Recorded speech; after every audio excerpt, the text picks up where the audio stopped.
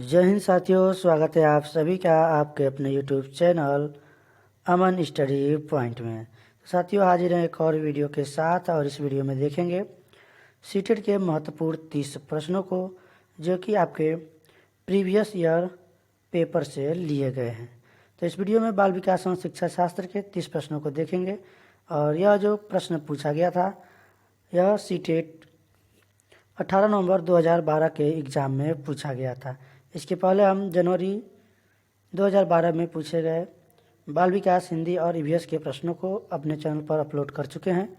यदि आपने वह वीडियो नहीं देखा है तो हमारे चैनल के प्लेलिस्ट में जाकर उस वीडियो को देख लीजिएगा। तो चलिए शुरू करते हैं आज का वीडियो और देखते हैं आज के प्रश्नों को। तो पहला प्रश्न है आपके स्क्रीन पर बच्चों द्वारा की जाने वाली त्रुटियों के संबंध में निम्नलिखित में से कौन सा कथन सत्य है। तो ऑप्शन है यहाँ पर, यदि एक शिक्षक कक्षा कक्ष में सभी बच्चों की त्रुटियों को सुधारने योग्य नहीं है तो यह संकेत करता है कि शिक्षक शिक्षा की व्यवस्था में असफल है। एक शिक्षक को प्रत्येक त्रुटि पर ध्यान नहीं देना चाहिए, अन्यथा पाठ्यक्रम पूरा नहीं होगा। प्रत्येक त्रुटि को सुधारने में बहुत अधिक समय लगेगा तथा एक शिक्षक के लिए थकाने वाला होगा, या फिर स्वयं बच्चों द्वारा त्रुटियों को सुधारा जा सकता है, इसलिए शिक्षक को उन्हें तुरंत ही नहीं सुधारना चाहिए। तो यह जो तीनों हमारे विकल्प हैं यह हमारे गलत हो जाएंगे। यहाँ पर राइट आंसर जो जाएगा ए के साथ चला जाएगा। यानी कि यदि एक शिक्षक कक्षा कक्ष में सभी बच्चों की त्रुटियों को सुधारने योग्य नहीं है तो यह संकेत करता है कि वह जो शिक्षक है शिक्षा की व्यवस्था में असफल है। अगला प्रश्न है आपके स्क्रीन पर, नर्सरी कक्षा में शुरुआत करने के लिए कौन सी विषय वस्तु सबसे अच्छी है। ऑप्शन है यहाँ पर, मेरा विद्यालय, मेरा परिवार, मेरा प्रिय मित्र या फिर मेरा पड़ोसी। तो यहाँ पर जो राइट आंसर जाएगा हमारा ऑप्शन बी के साथ, यानी मेरा परिवार जो है यह नर्सरी कक्षा शुरुआत करने के लिए यह सबसे अच्छी विषय वस्तु है, क्योंकि बच्चा अपने परिवार से आता है और उसका जो प्रथम विद्यालय प्राथमिक विद्यालय होता है, प्रथम विद्यालय उसका परिवार ही होता है और अपने परिवार के कुछ सदस्यों के बारे में उसे जानकारी भी होती है। न कि उसे अपने विद्यालय की जानकारी होती है, न उसके दोस्तों के, न ही उसे पास पड़ोस के बारे में कोई जानकारी होती है। इसलिए हमारा जो राइट आंसर जाएगा यहाँ पर बी के साथ चला जाएगा। अगला प्रश्न है,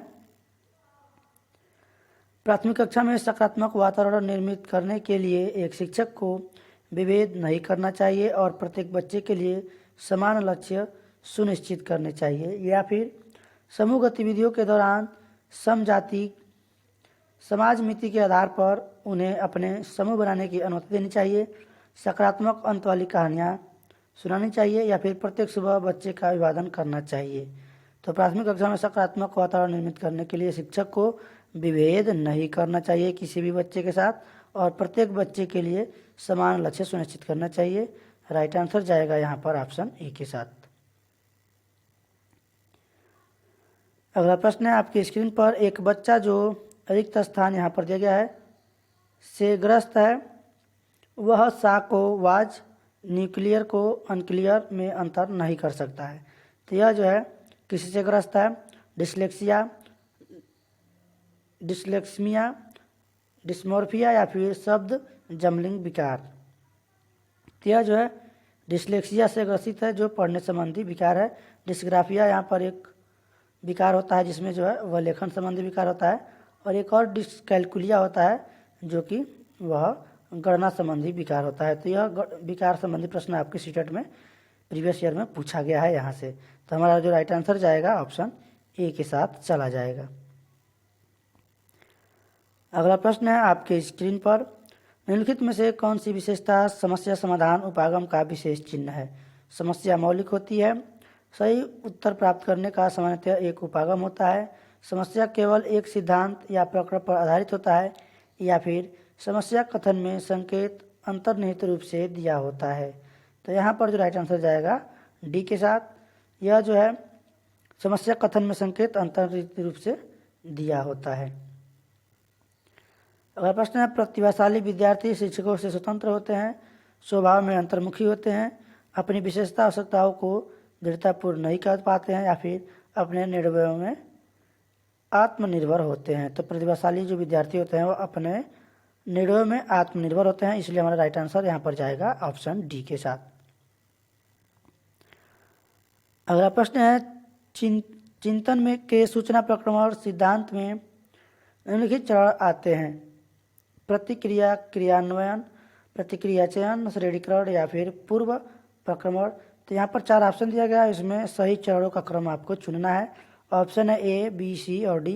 तो इसमें से जो हमारा राइट आंसर जाएगा डी के साथ चला जाएगा, क्योंकि चिंतन के सूचना प्रक्रमण सिद्धांत में जो निम्नलिखित में से चरण चलता है वह सबसे पहले उसमें पूर्व प्रक्रमण होता है, उसके बाद से श्रेणीकरण होता है, उसके बाद से प्रतिक्रिया का चयन होता है और अंत में प्रतिक्रिया क्रियान्वयन होता है। तो राइट आंसर हमारा जाएगा यहाँ पर ऑप्शन डी के साथ।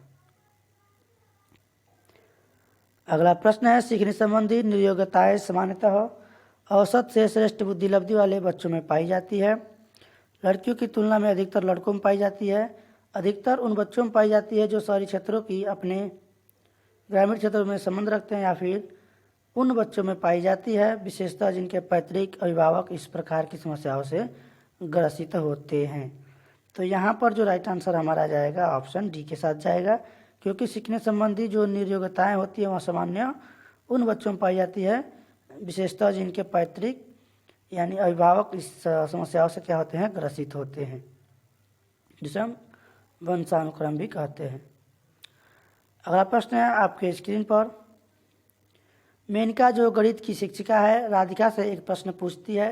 राधिका से कोई उत्तर न मिलने पर वह तुरंत मोहन से दूसरा प्रश्न पूछती है। जब उसे महसूस होता है कि मोहन उत्तर बताने में संघर्ष कर रहा है तो वह अपने प्रश्न के शब्दों को बदलती है। मेनका यह प्रवृत्ति क्या प्रदर्शित करती है? तो यहाँ पर आप ध्यान देंगे कि जब बच्चा आंसर नहीं दे पाता है तो अपने प्रश्न के शब्दों को बदल रही है। इस तथ्य से पूर्णतः परिचित है कि राधिका सवालों के जवाब देने के योग्य नहीं है, अपने सवाल के प्रति थोड़ा घबरा गई है, मोहन का पक्ष लेकर लिंग भूमिकाओं में रूढ़िबद्धता को बढ़ावा दे रही है, या फिर राधिका को किसी उलझनपूर्ण स्थिति में नहीं डालना चाह रही है। तो यह जो है लैंगिक विभिन्नता या भेदभाव से प्रश्न पूछा गया है, जो राइट आंसर जाएगा हमारा ऑप्शन सी के साथ। यानी वह ऐसा कर रही है क्योंकि वह मोहन का पक्ष लेकर लिंग भूमिकाओं को रूढ़िबद्धता को क्या कर रही है, बढ़ावा दे रही है। यहाँ पर भेदभाव से प्रश्न पूछा गया है, तो राइट आंसर हमारा जाएगा ऑप्शन सी के साथ। अगला प्रश्न है आपके स्क्रीन पर। सीखने के लिए आकलन निम्नलिखित का ध्यान रखता है सिवाय विद्यार्थियों की क्षमताएं, विद्यार्थियों की आवश्यकताएं, विद्यार्थियों की त्रुटियां या फिर विद्यार्थियों की अधिगम शैलियाँ। तो यह जो है सीखने के लिए जो आकलन है वह सिवाय विद्यार्थियों की आवश्यकताएं के इन सभी का जो है ध्यान रखता है। राइट आंसर जाएगा ऑप्शन बी के साथ। अगला प्रश्न है आपके स्क्रीन पर। एक समान जुड़वा भाइयों में से एक को सामाजिक आर्थिक रूप से धनाढ्य परिवार द्वारा गोद लिया जाता है और दूसरे को एक निर्धन परिवार द्वारा। 1 वर्ष के बाद उनके बुद्धि लब्धांक के बारे में निम्नलिखित में से क्या अवलोकित होने का सर्वाधिक संभावना है? तो यहाँ पर जो है बुद्धि लब्धि का प्रश्न पूछा गया है, जो कि सामाजिक आर्थिक रूप से वहाँ पर निर्धन और धनाढ्य परिवार के द्वारा यहाँ पर गोद लिए जाने पर। तो दोनों समान रूप से अंक प्राप्त करेंगे। धनी सामाजिक आर्थिक परिवार वाले लड़के की अपेक्षा निर्धन परिवार वाला लड़का अधिक अंक प्राप्त करेगा, या फिर सामाजिक आर्थिक स्तर बुद्धिमत्ताओं को प्रभावित करेगा, या निर्धन परिवार वाले लड़के की अपेक्षा धनी सामाजिक आर्थिक परिवार वाला लड़का अधिक अंक प्राप्त करेगा। तो यहाँ पर जो हमारा राइट आंसर जाएगा ऑप्शन सी के साथ, यानी सामाजिक आर्थिक स्तर बुद्धि लब्धांक को जो है प्रभावित नहीं करता है। हमारा राइट आंसर चला जाएगा यहाँ पर सी के साथ। अगला प्रश्न है निम्नलिखित में से कौन सा सूक्ष्म गति कौशल का उदाहरण है?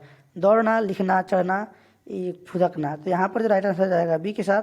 फुदकना जो है ये सभी जो है सूक्ष्म गति कौशल का उदाहरण नहीं है, जबकि लिखना जो है सूक्ष्म गति कौशल का उदाहरण है, इसलिए हमारा राइट आंसर बी के साथ चला जाएगा। अगला प्रश्न है वाइगोत्स्की के सिद्धांत का निहितार्थ है प्रत्येक विद्यार्थी को व्यक्तिगत रूप से दत्त कार्य देना, प्रारंभिक व्याख्या के बाद कठिन सवालों को हल करने में बच्चे की सहायता न करना, बच्चे उन बच्चों की संगति में श्रेष्ठतम रूप से सीख सकते हैं जिनका बुद्धि लब्धांक से कम होता है, या फिर सहयोगात्मक समस्या समाधान से। तो जो वायुगतिकी का सिद्धांत का निहितार्थ है वह जो है सहयोगात्मक समस्या समाधान से है। राइट आंसर जाएगा हमारा ऑप्शन डी के साथ। अगला प्रश्न है, किशोर रिक्त स्थान का अनुभव कर सकते हैं, यानी किस चीज़ का, जो किशोरावस्था के बालक होते हैं वो किस चीज़ का जो है अनुभव कर सकते हैं? दुश्चिंता और स्वयं से सरोकार, बचपन में किए गए अपराधों के प्रति डर के भाव, आत्मसिद्धि के भाव, जीवन के बारे में परितृप्ति के भाव। तो किशोर जो है वह दुश्चिंता और स्वयं से सरोकार का अनुभव कर सकते हैं। राइट आंसर जाएगा यहाँ पर ऑप्शन ए के साथ। अगला प्रश्न है, शारीरिक रूप से सक्षम बच्चों में को सामान्यतः होता है डिस्थीमिया, डिस्कैल्कुलिया, डिसलेक्सिया या फिर डिस्ग्राफिया। तो इस प्रश्न में पूछा गया है कि शारीरिक रूप से सक्षम बच्चों को सामान्यतः उनमें लिखने की जो है विकार हो सकती है। यह जो है राइट आंसर हमारा जाएगा डी के साथ। डिस्ग्राफिया जो है लेखन संबंधी विकार है। अगला प्रश्न है, आंशिक पुनर्बलन सतत पुनर्बलन की अपेक्षा कम प्रभावी होता है। वास्तविक कक्षा कक्ष में अनुप्रयुक्त नहीं किया जा सकता है। पशुओं को प्रशिक्षित करने में सर्वाधिक कार्य करता है, या फिर सतत पुनर्बलन की अपेक्षा अधिक प्रभावी होता है। तो जो आंशिक पुनर्बलन होता है यह सतत पुनर्बलन की अपेक्षा अधिक प्रभावी होता है। राइट आंसर जाएगा ऑप्शन डी के साथ। अगला प्रश्न है, एक सशक्त विद्यालय में अपने शिक्षकों में निम्नलिखित योग्यताओं में से किसे सर्वाधिक बढ़ावा देगा? अनुशासित स्वभाव, प्रतिस्पर्धात्मक अभिवृत्ति, परीक्षण करने की प्रवृत्ति या फिर स्मृति। तो एक सशक्त विद्यालय अपने शिक्षकों में निम्नलिखित में से जो है किसको बढ़ावा देगा? वह प्रतिस्पर्धात्मक अभिवृत्ति को बढ़ावा देगा। राइट आंसर जाएगा यहाँ पर ऑप्शन बी के साथ। अगला प्रश्न है आपके स्क्रीन पर, निम्नलिखित में से अंतर विषय अनुदेशन का सर्वोत्कृष्ट लाभ यह है कि पाठ्य योजना बनाने और गतिविधियों में शिक्षकों को अधिक लचीलेपन की अनुमति होती है। विद्यार्थियों को सीखे ज्ञान का बहु संदर्भों में अनुप्रयोग करने और सामान्यीकृत करने के अवसर दिए जाते हैं। प्रकरणों की विविधता जिन्हें परंपरागत पाठ्यचर्चा में संबोधित किए जाने की आवश्यकता है से शिक्षकों के अभिभूत होने में कम संभावना होती है, या फिर विद्यार्थियों में विभिन्न विषय क्षेत्रों के विषय प्रकरणों के प्रति नापसंदगी विकसित होने की कम संभावना होती है। तो अंतर विषय निर्देशन का सर्वोत्कृष्ट जो लाभ है उसमें विद्यार्थियों को सीखे गए ज्ञान का बहु संदर्भों में अनुप्रयोग करने और सामान्यीकृत करने के अवसर दिए जाते हैं, यानी राइट आंसर जाएगा यहाँ पर ऑप्शन बी के साथ। अगला प्रश्न है, वे विद्यार्थी जो समृद्ध ज्ञान और शैक्षणिक दक्षता की हार्दिक इच्छा प्रदर्शित करते हैं उनके पास होता है निष्पादन उपागम अभिविन्यास, निष्पादन परिहार अभिविन्यास, कार्य परिहार अभिविन्यास या फिर नैपुण्यता अभिविन्यास। तो जो समृद्ध ज्ञान और शैक्षणिक दक्षता हार्दिक इच्छा प्रदर्शित करते हैं शिक्षार्थी, उनके पास निष्पादन उपागम अभिविन्यास होता है। राइट आंसर जाएगा हमारा ऑप्शन ए के साथ। अगला प्रश्न है, शिक्षक रिक्त स्थान के अलावा निम्नलिखित में से सभी को करते हुए समस्या समाधान के विद्यार्थियों के लिए मजेदार बना सकता है। तो यहाँ पर पूछा गया है के अलावा, यानी किसके अलावा जो है